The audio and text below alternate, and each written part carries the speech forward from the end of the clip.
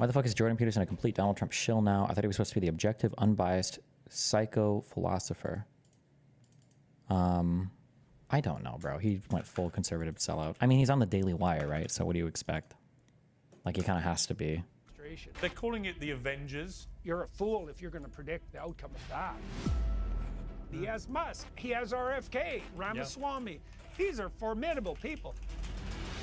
These aren't people who need the political power. Those are the people you surround yourself with if you're out on a quest.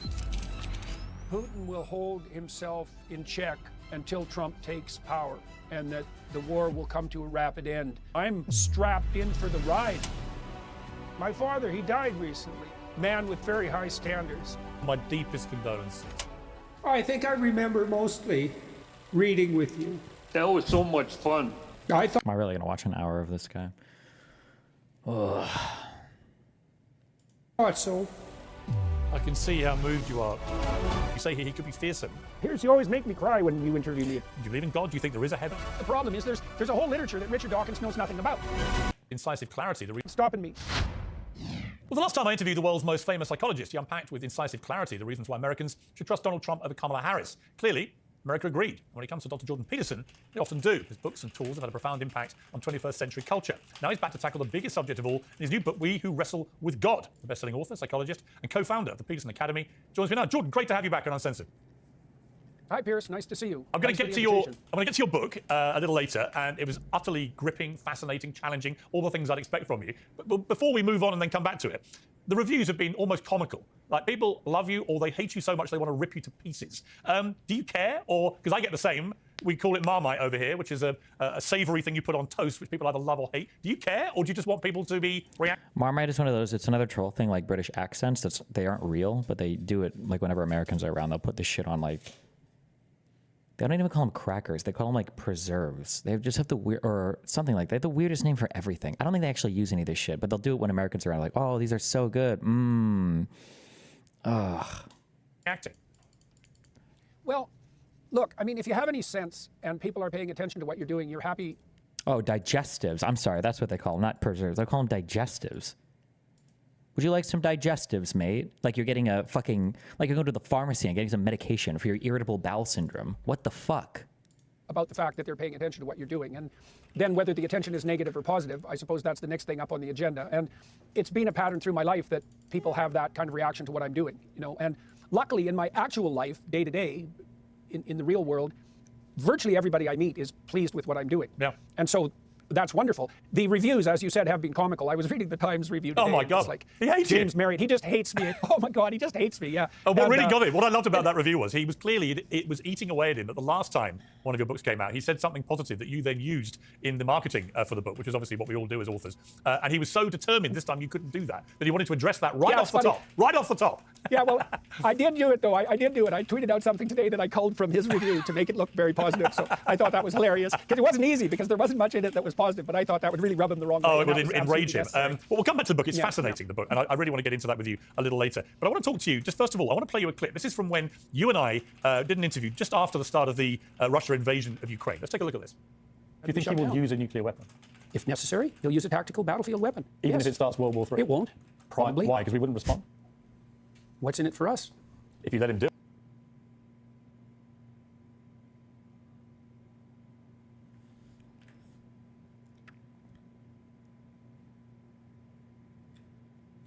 I don't understand how people can have such a one...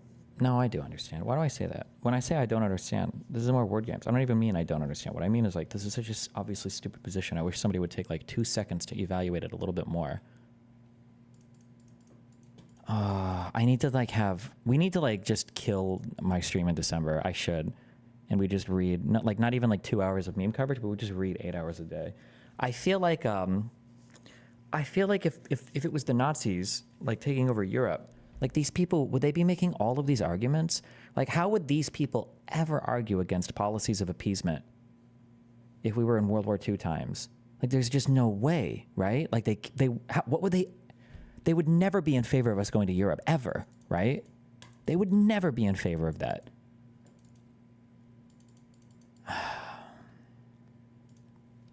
I hate that when you click down here now, it automatically moves. I'm just trying to, like, focus the window without unpausing it. He isn't wrong. Tactical nukes by themselves won't trigger nuclear war, but they, of course, I fully and completely and totally disagree with that. I think that there is a special worldwide feeling about any kind of nuclear weapon, and that as soon as you have used even a smaller nuclear weapon, I think that you've opened up like this pathway to escalation where everything quickly becomes like feasible or possible or imaginable. I think there's a huge stigma around the deployment of any type of nuclear weapon. And if you even use a small one, it's going to change. I think the world will feel very differently about it. World War III. It won't, probably. Why? Because we wouldn't respond? What's in it for us? If you let him do it and get away with it, where does that end? Then you are into a hit Well, analogy. look, you can get yourself in a situation, no problem, where there's no good outcome. I mean, here we are, Jordan. You know, we're 2 years later. We're in a stalemate. Putin is still rattling his nuclear weapons as a threatening, back-off, pretty menacing device. He's done that a few times and then not acted on it, but things are clearly very tense there. And there's a change coming in the presidency in America, which could be crucial as well. Where do you think we are with this war? Are we any better off or towards any kind of clarity or ending than we were when you and I spoke back then? Well, I thought a week ago that the most likely outcome with regard to the outgoing Biden administration is that the military-industrial complex, who has a vested interest in seeing this war prolonged, would do something to provoke Russia into doing something that was unforgivable so that the war would have to continue. And I'm not fully convinced that's true. I'm curious if we saw like military spending.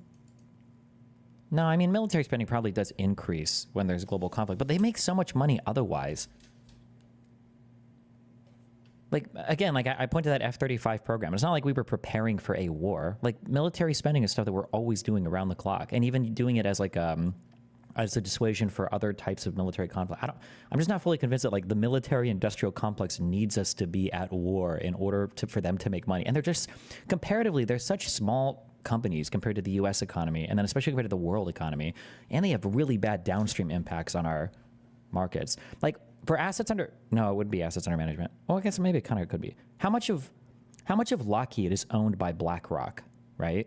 Like, if you were BlackRock and you had a decent share in companies like Lockheed, Boeing, Raytheon, or whatever, you would be using that vote to say no war. Like, you are not going to fuck our portfolios up. You're not going to fuck the rest of our companies up just because you want to make a little bit of money. Like, it just, I really wish, I wish that somebody would like lay out like a clear, concrete pathway. Like, show me how the military-industrial complex makes us go to war. Show us how they like force us into war and how it's good for, I don't know.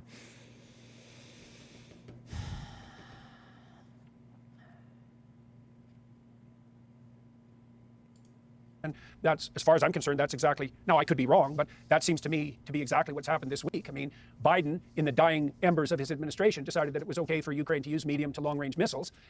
How much is the U.S.'s annual defense spending? Isn't it as big as other small countries' economies? I think it's the lowest it has been for a while in terms of percentage of GDP. You never compare on an absolute level, right?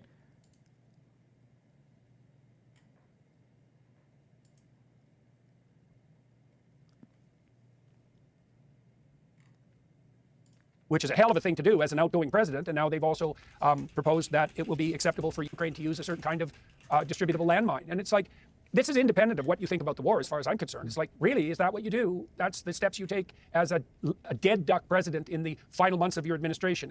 I think that's a little bit on the provocative side. Now, my sense is that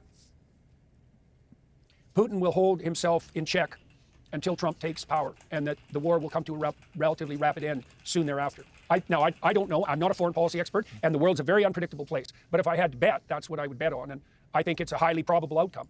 So we'll see. I mean, everything's up in the air, obviously, Piers. This new administration, this new Trump administration, God only knows what is going to happen with Musk involved, and Vivek Ramaswamy, and J.D. Vance, and Mehmet Oz, and RFK. I mean, you're a fool if you're going to predict the outcome of that. What do you make of it? I mean, they're calling it the Avengers.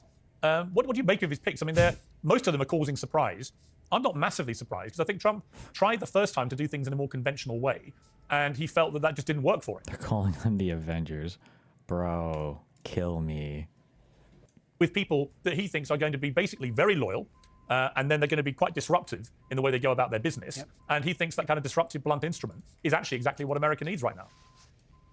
Well, I think what's happened fundamentally is that these remarkable people that have aggregated themselves around Trump understand very thoroughly that we're in a time of unprecedented rate of change.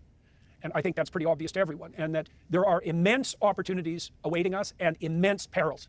And they're sufficiently concerned about the perils and sufficiently compelled by the opportunities to stake themselves politically and to take the risk of doing so. You know, people like Musk in particular, but Ramaswamy's in the same boat, essentially. These aren't people, and many of the other people around Trump, these aren't people who need the political power. Right. They already have lives. They already have immense influence. I mean, oh my God, why would you even say this? It's so stupid. You're getting dunked on by Tyler who was not here? Why? I don't even know what his experience is here. One, this is a CFast card, not a CFast Express card, so it won't work with my current cameras, dipshit. Two, it's only 1 terabyte large, so it's not large enough for the files that I'm recording, dipshit. Three, it says right here that the max write speed is only 450 megabytes per second, which is half of what I need, dipshit. So no, stop.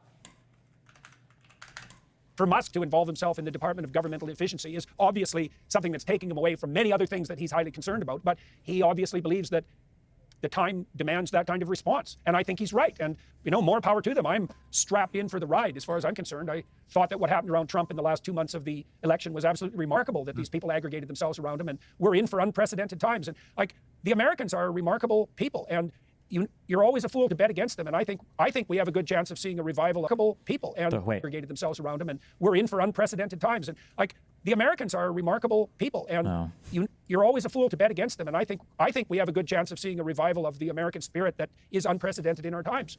Yeah, you know, there was a moment yesterday when Trump went down to see the latest SpaceX rocket launch with Musk, and it just made me think, this is great, actually. Whatever you think of the individual policies and everything else, there you've got the richest, most successful guy in the world, who actually is a big thinker, a big dreamer. I'm going to come to one of the themes of your book, which is about adventure, and how the Bible basically tells us to go and be adventurous, albeit with responsibility and everything else. So there's a real sort of theme that I see with this, where, you know, both Trump and Musk are adventurers. And there you had them going down this rocket launch, and it didn't all go exactly how they hoped and everything else. But wow, I love the ambition. I love the fact that Elon Musk is prepared to say, you know, I met him in France earlier this year, and hearing him talk about why we need to colonize. This is unironically 1984 propaganda. It's just so crazy to me that, like, we literally went from the everyman, we hate billionaires and large corporate people, we're the Republicans, we don't like the establishment, and now it's like the richest man in the world plus Donald Trump, the billionaire, are representatives, and we actually do trust them. It's so funny because, like, a few years ago, 1 year ago, or maybe 2 years ago, you would have heard people on the left argue for, like, technocracies, right? Like, maybe it should just be really smart people in charge of everything. And the right would say, like, well, no, that's not good. What do you mean you can't have a technocracy? That would be elitist, and I don't want San Francisco elites ruling us. But now they're like, actually, I think Elon Musk should control literally every single part of the government. Actually, I do think it's good that these guys, like, it's all just whoever agrees or disagrees with, yeah, I don't know, fuck me. Okay. Colonize Mars, how we would colonize Mars, how we would get to Mars if we colonize it, was absolutely riveting.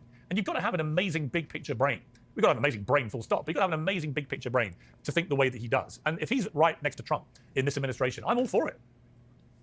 That's my situation too. And I feel the same way about RFK. I mean, he's also a preposterous person.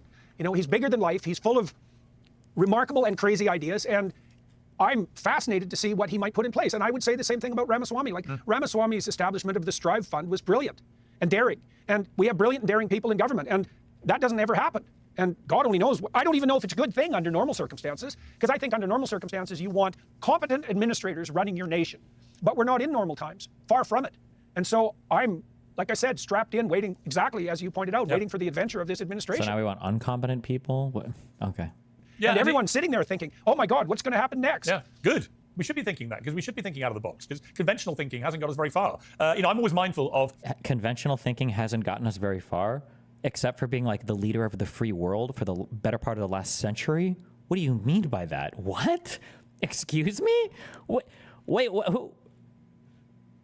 One of my favourite quotes in sport was Wayne Gretzky, a fellow Canadian, of course, the greatest ice hockey player that's ever lived. And his quote was simple: you'll miss 100% of the shots you never take. Right? I mean, simple as that. Right. I mean, that really is, to me, that's the difference in life between a certain type of person and another, is that certain people in life, they just take the shots, and they don't mind failure. You know, Elon Musk is going to see all of his rockets plummet into the ocean until he gets it right. But the thrill of the dare, of the adventure, of all of it, you know, again, we'll come to this with your book, because it's one of the big themes, but I do think that, I feel like it's invigorating right now. It might be slightly...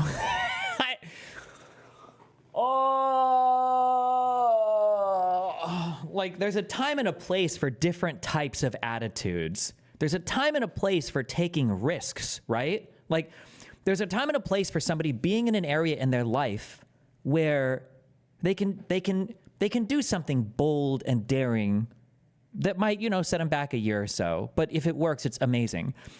And then there's a type of person that pushes a massive update into your production environment on a Friday night and destroys your company's stock for a weekend when CrowdStrike fails and like half the companies in the U.S. relying on it have like enterprise level system total absolute collapses. I mean, like, yeah, there's a time and a place for being daring and trying. In some places it's appropriate, in other places it's wildly inappropriate. Like what? Dangerous, and it might take us off on weird places, and it might not all work. But I do feel the scale of ambition is going to be invigorating. Yep, amen to that. Definitely, that's exactly how I feel. And I also, you pointed out with regards to this book, that one of the definitions of God in the biblical library, in the story of Abraham in particular, is that God is in fact the voice of adventure. I mean, whenever people are discussing religious matters, one of the first questions that arises, obviously, is, well, what exactly is it that you're speaking of? What's your conceptualization of God? What constitutes the divine? And you could say the divine is the pinnacle of ambition or the foundation of reality. Those are both good ways of looking at it. And one of the answers in the biblical text is that God is the call to adventure. And that's definitely the case in the story of Abraham.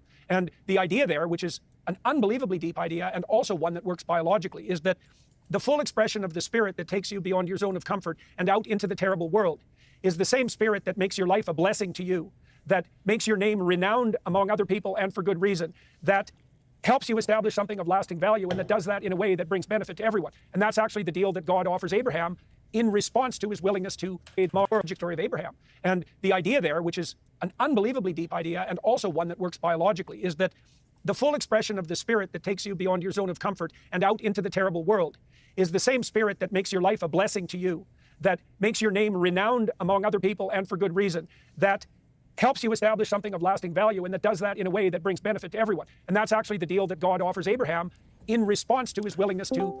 I wish I could like take people who listen to this and think they have like huge, and like ask them like, what did you extract from this? What is the insight here? Can you tell me? Can you like make this relevant to anything you do in the real world? What's up? What do you want? Yeah, I was just gonna say, Jordan Peterson probably suffers from schizophrenia. He did actually get a schizophrenia diagnosis. He claims it was a misdiagnosis, and he actually had something else from the benzo withdrawal. He does this thing that schizophrenics normally do, where schizophrenics will watch, like, say, a TV show, or listen to music, or they might read a religious text. And they end up thinking they're getting some sort of wisdom, or there's some message being conveyed that nobody else can see, but they're somehow able to interpret. I understand what you're saying. I don't think the way Peterson talks about this it doesn't sound anything even remotely schizophrenic to me. I don't think so. Oh, it totally does. Dude, have you heard him talk about how he thinks Cain and Abel is like more brilliant than Shakespeare? No, but the way that he connects ideas and everything feels a lot more lucid than like the weird random connections that I see how they make them, but they're not like totally rational that schizophrenics will make. I don't think it's the same. But there is I no could be fucking wrong, way. Well, dude, there's no fucking way you could read Cain and Abel and think that is one of the most brilliant works of literature imaginable. It is nonsensical horseshit. And this guy is saying, "Oh, it's so brilliant, and it's only one single paragraph, and it's more brilliant than Shakespeare, and it talks about like the savageness of mankind." Like, no, I think he's fucking schizophrenic.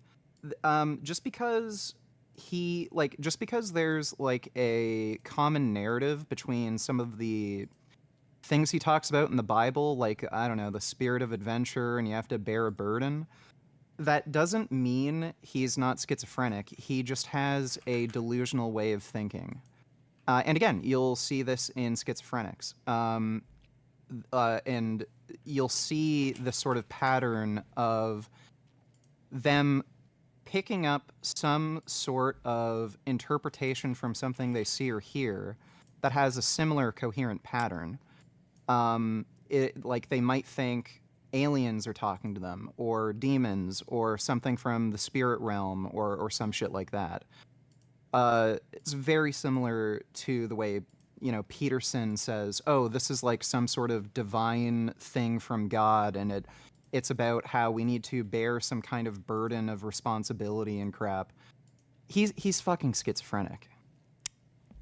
Okay, I'll keep my eyes open on it and see if I agree. Okay. Well, how's life going for you, dude? It's been great, just working and working. Well, that's good. Same here. You working out? I'm about to. It's on my Okay, next that's thing good. on my agenda, okay? That's good. If you need any lifting advice, feel free to reach out. Okay. I love you, buddy. All right, take care, dude. Bye.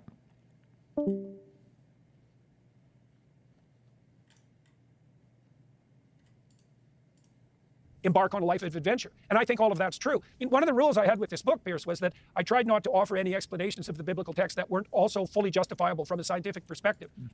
Can you explain your case against M and A? I don't know what is M and A? And usually from multiple different orientation places on the scientific side. And so why wouldn't the spirit of adventure take us out into the world in the most glorious Oh, murders? I just think they're lame. Gotcha. Got him. possible manner? Like, what the hell else would it possibly be for? Yeah. Yeah, I agree.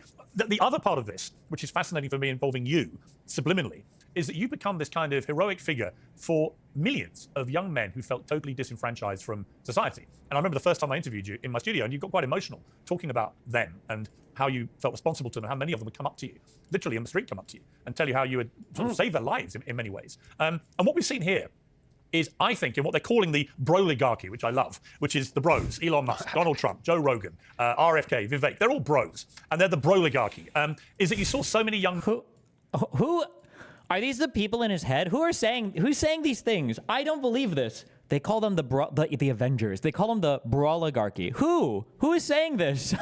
I've never heard these before. Who is this? Men, whether they were white young men, black young men, Latino young men, but millions of them gravitating to vote for Trump because they bought into this general sense that finally there were a group of people here who were going to make you not feel ashamed of being a man, who were going to say that there's something great about being masculine, not something to be, to be shirking away from because apparently it's all toxic. That these are men in the old-fashioned sense. I'm very curious how you feel about that because you've been at such a vanguard of this. How do you feel about the broligarchy and the impact it clearly had? I mean, may well have won Trump the election. Well, I don't think that the care that I've taken, let's say, with regards to young men is any different in its essence than the care I take with my son. I like my son. I want the best for him. I think he's great. I encourage him all the time. I like to see him move beyond his zone of comfort out into the world. And then I have all these young men who have been listening to what I've been saying, who are doing the same thing. And it's the best possible thing. I mean, I had a show last night in Westbury, New York, and afterwards I usually meet somewhere between 60 and 100 people, and many of them are young men, and they come to the show very dressed up. They often buy suits to come to the show, and they're like standing up and their shoulders are back and they're looking distinguished and they've got ambition and they're thrilled to death because they're doing something worthwhile. And they shake my hand and they say, thanks for the help. And yeah, it's that's powerful. great. It's powerful. It's great. Yeah, and it's great, man. It's great. Yes, and I remember the first time I interviewed you, my sons wanted to come and watch that interview. First time. They wanted to be in the room with you because you had that impact on them. And that I found remarkable too, that you have this real visceral impact on young men who've been really in the last 10 years floundering for their identity and what is acceptable and not acceptable and what it means to be a man, what it means to be masculine. Well, I had a good father, Peterson. My father, he died recently. He died about 3 weeks ago, and he was very tough man, very hunter, a trapper, a deadly shot, and man with very high standards, and very encouraging. He was really good at that, really good with little kids. All right. And, it's a privilege to play that role for as many people as possible. There isn't anything better than that. And, I think you're right about the fact that spirit has been kindled around Trump. And what's so cool to see with Trump is that he's accepted that. He's proved himself willing to share the stage with all of these other remarkable people. And even in some ways, I wouldn't say to fade into the background because Trump isn't exactly your fade into the background sort of guy. But, the fact that he's invited so willingly these other participants, all of whom are high status people around him, also, to me, put to rest any concerns I had about any pathological narcissism on his part. I mean, obviously, Trump is a very effective self-promoter, and there's something in that that's a real skill. But by the same token, he has RFK, who's a force in his own right. He has Musk, Ramaswamy, Vance. These are formidable people. Tulsi Gabbard as well. That's not the sort of person you surround yourself with if you're a toxic narcissist. That's someone.